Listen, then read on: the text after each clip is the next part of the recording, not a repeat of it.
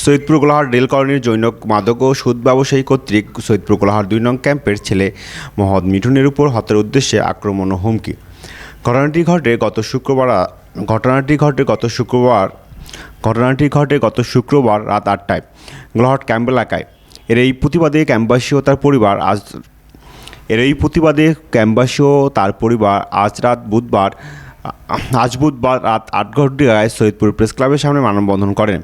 এ সময় এলাকাবাসীরা অভিযোগ করে বলেন, জৈনক মাদক ও সুদ ব্যবসায়ী প্রায় এলাকাবাসীর উপর বিভিন্নভাবে হুমকি দিয়ে আসছেন, ফলে আমরা নিরাপত্তাহীনতায় ভুগছি।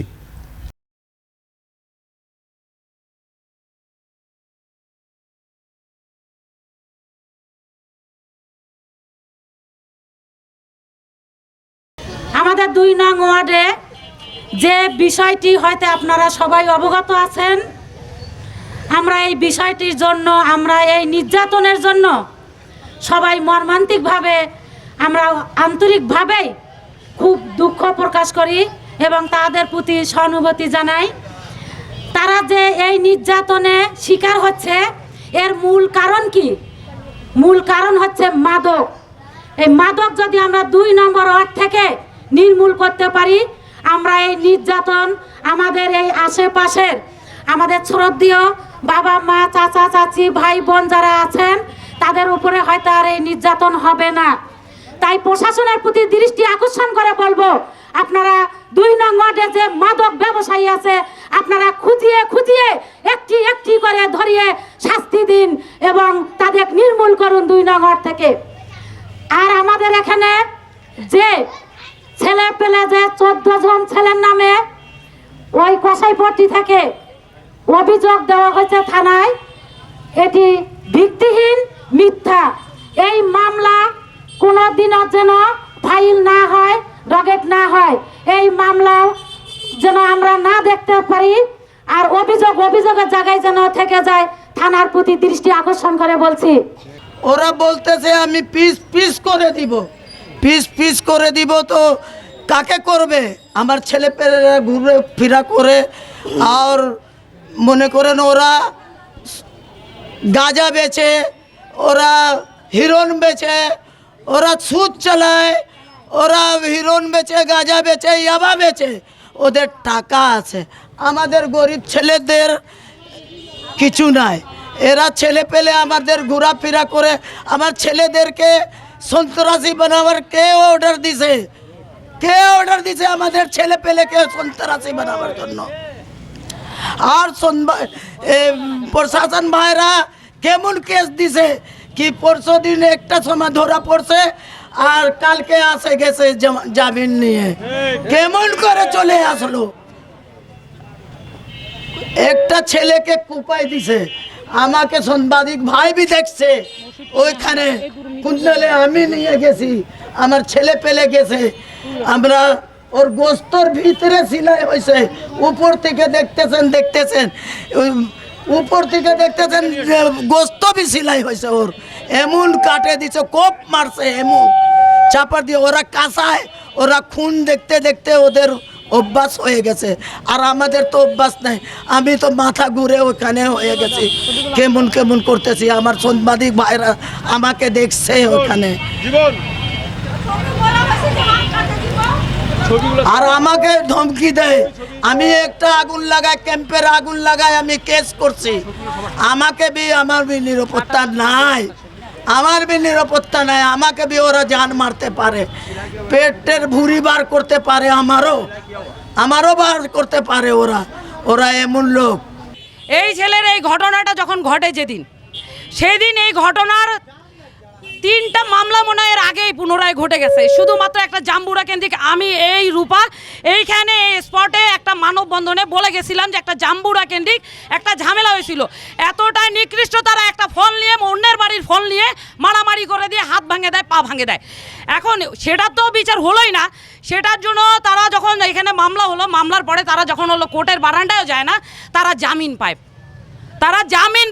এটা একবার চিন্তা করে দেখেন, এমন কেমন হলো, কার ইন্ধনে তারা জামিন পায়? এই জামিনটা কেন হয়, কি কারণে হয়, কার সাপোর্টে হয়? কেউ কি একবার কি চিন্তা করেছেন? একটা বার চিন্তা করে দেখেন, যখন কেউ হলো কারো সাক্ষী হয়, সাক্ষীর জন্য মার খাওয়া লাগে। সাক্ষীর জন্য দেখেন এই ছেলেটার কি অবস্থা। সে একটা গলিতে প্রস্তাব করতে বসছে, তাকে হলো সেই মামলার আসামি তাকে হলো ধরে এই চোটটা দেয়। সে তো ঘাড় থেকেও তার গলাটা নেমে যেত, তারপরও সে বিচার পায়নি ভাই। সে 3 দিন 4 দিন ধরে মেডিকেলে পড়েছিল, তাকে মেডিকেলে পাহারা দেওয়া হয়, এলাকার লোকজন তাকে পাহারায় রেখেছিল, কখন বলে গায়েব করে দিবে। এখন যদি প্রশ্ন তুলেন এলাকার মানুষদেরকে কিসের জন্য গায়েব করবে, প্রশ্নটা তো আমারও, কিসের জন্য গায়েব করবে, কিসের এত প্রভাব আর কি কারণে এত নাটক চলতেছে। 3টা মামলা 4টা মামলা, মামলার অঙ্ক সংখ্যা বাড়ছে কিন্তু সমাধান নাই। আমরা যখন এর সমাধানের জন্য থানা কর্তৃক যাই, মামলা তারা নেয়। আমরা বলবো না যে মামলা নেয়নি, মামলা নিয়েছে তারা, কিন্তু মামলা নেওয়ার পরে যখন আসামি ধরা হয়, আসামি ধরার জন্য রাত্রের বেলা যখন আসামিকে স্পটে যখন পাওয়া যায় খয়রাতের সেই হোটেলে, তখন পোলাপানদেরকে কি করে জানেন, কোনো কোনো বড় বড় নেতারা ধাক্কায় দিয়ে বলে, এই বেটা যা, এ বেটা যা, নাহলে লাশ পড়বে এখানে। এক একটা মানুষ, সেই মোনাব ডাকাতের ছেলে রকি নাম, ওর ইন্ধনে 12-13 জন ছেলে সেই দিন রাতে ওখানে স্পটে উপস্থিত ছিল, আর তারা চাপান নিয়ে উপস্থিত ছিল, তারা দেশীয় অস্ত্র নিয়ে উপস্থিত ছিল। আসামিকে কিছুতেই হলো তারা গাড়িতে তুলতে দেয় না, কিছুতেই তুলতে দেয় না। এলাকার ছেলে মেয়েরা শুধুমাত্র যারা ওখানে গেছিল তাদের কাছে কিছুই ছিল না, তারা নিরস্ত্র অবস্থায় ছিল, তাদের যান বাঁচাতেই পারে না, আবার আসামি কিভাবে তুলবে। পুলিশকে লগে লগে টানা হাসরা। কি কারণে ভাই, কি কারণে আপনারা এই যে দলীয় নেতাকর্মীরা যায় ইন্ধন যোগান, আমি বুঝি না কি কারণে যোগান। আপনারা হলো এইভাবে করে এক একটা ইন্ধন যোগাবেন আর এক একটা মায়ের বুক খালি হবে। এই মরণ ফাঁদ কি আপনাদের শেষ হয় না, নাকি শেষ করার জন্য আপনাদের মনে চায় না? আমরা কতগুলো মামলা খাবো আর কতগুলোর জন্য এভাবে করে রাস্তায় এসে বিচার চাবো? লাশের পরে লাশ পড়বে, না নিরাপত্তা হারাবো, না কি করব? সমাধান তো কারো কাছেই নাই। একটা এত বড় 26টার মতো সেলাই, এত বড় অ্যাটেম্প টু মার্ডার যেটাকে বলে 307 ধারা, সে হলো কোর্টের বারান্দায় দাঁড়ানোর মাত্রই কাস্টাডি হয়নি, সে হচ্ছে ওইখানে হলো দাঁড়ানো মাত্রই জজ ওকে টাইম দিল 3:30টা পর্যন্ত। 3:30টার সময় তার হলো খবর আসে সে জামিন, সে জামিন, অথচ সে স্পটে বলে এখনো মারি নাই, মারে ফেলাবো, মারি ফেলাইলে ভালো হইল। এখন কথা হচ্ছে, এখন সেই আসামি তো বাইরে, এখন কতগুলো মানুষ নিজের নিরাপত্তা নিয়ে থাকবে আর কতগুলো মানুষ রাত জাগে পাহারা দিবে? একে পাহারা দিবে না নিজেদেরকে পাহারা দিবে? এই পাহারাটা দিবে কে কাকে? এখন জানের অপেক্ষা করতেছে এই প্রশাসন, না জানের অপেক্ষা করতেছে বিচার বিভাগ? বিচার কি আদৌ কি তারা পাবে না? আদৌ কি গোলাহাটের ক্যাম্পবাসীরা কি বিচার পাবে না? তারা কি নন বেঙ্গলি সেজন্যই কি বিচার পাবে না, নাকি আরও অন্য কিছু, নাকি তাদের মাথার উপরে বট গাছ নাই? আপনারা মনে করছেন যে বট গাছ নেই, আমরা যা ইচ্ছা তাই করব, তা হবে না।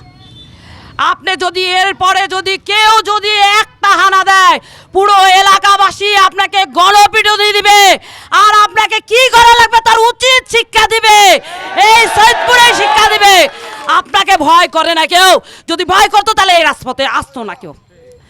আপনারা সবসময় সচেতন থাকেন, আমরা আপনাদেরকে সাপোর্ট দেবো যে আপনারা ভালো হয়ে যান, কিন্তু অভদ্র যদি থাকেন, মামলা খাওয়ার যদি আপনাদের আশ্বাস থেকে থাকে, আপনারা যদি জুলুম করতে থাকেন, তাহলে আমরা এবার আর ছাড় দিব না। বহুত ছাড় দিছি, কেন রে ভাই? আমাদের 2টা হাত নাই, আমরা মারতে পারি না, আমরা মার খেয়ে যাচ্ছি কিসের জন্য? বিচারের কাছে আমরা নত, আইনের কাছে আমরা নত, আমরা আইনকে শ্রদ্ধা করি বিধায় আমরা মার খেয়ে যাচ্ছি। না হলে আমরা মার খেতাম না, মারের বদলে মার দিতাম, কিন্তু আর না। বহু সহ্য করা হয়েছে। 4-4টি মামলা, 4-4টি মামলা, একই মানুষ মাত্র 2.5 মাসের মধ্যে 4-4টি মামলা খায়। আর সে কোর্টে কেন জেলের ভাতও খায় না, সে দাঁড়ায় জামিন নেয়, দাঁড়ায় জামিন নেয়। কার শেল্টারে নেয়, কার হলো ছত্র ছায় সে এখনও যে বাঁচে আছে জানি না। হাসিনা তো পালাইছে, কিন্তু চেলা বেলা রাখে গেছে অনেক। তো চেলা বেলাগুলোকে দাঁত ভাঙবো যতক্ষণ না, ততক্ষণ এদের শিক্ষা হবে না। তা আমরা আজকে বলবো এই প্রিন্ট মিডিয়া ভাইদেরকে, আপনারা এদের সাহায্য করুন। এরা অতিরিক্ত গরিব মানুষ, এদের কাছে পকেটে টাকা নাই, এরা চলতে পারে না। এই ছেলেটার মামলার জন্য 200 টাকা করে সবার পকেট থেকে নিয়ে মামলা চালানো হচ্ছে। এভাবে করে কতক্ষণ ভাই? এদের জানে নিরাপত্তা নাই, এরা রাস্তায় চলতে পারছে না, এরা এলাকায় থাকতে পারছে না, এলাকায় আবার পাল্টা মামলা হবে বলে সন্ত্রাসী, এরা বলে সন্ত্রাসী, আমরা লুটপাট করছে। কেন ভাই এতদিন লুট করেনি কেন, এখন কেন লুট করলো? লুট এই যে এইভাবে করে উল্টাপাল্টা নিউজ দিয়ে বিভ্রান্ত সৃষ্টি করছে, তারা যে মারটা মেরেছে তারা কিন্তু চিন্তা করছে না যে তারা ভুল করেছে। তো বিচার রাখবো আপনাদের সকলের কাছে, এই সৈয়দপুরবাসীর কাছে বিচার রাখবো। এই হলো গোলাহাটের ক্যাম্পাসীরা বিচার পাচ্ছে না, প্রশাসনের কাছে বিচার পাচ্ছে না, বিচার বিভাগের কাছে বিচার পাচ্ছে না।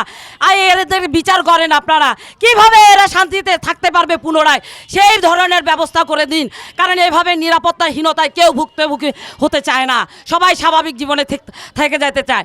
আপনারা সবাই মিলে সাহায্য করুন। মিডিয়া ভাইদেরকে বলবো আপনারা বেশি বেশি করে প্রচার করুন, বিভ্রান্তমূলক প্রচার করবেন না, যেটা সঠিক সেটাই প্রচার করুন, যা ঘটেছে তাই তুলে ধরুন।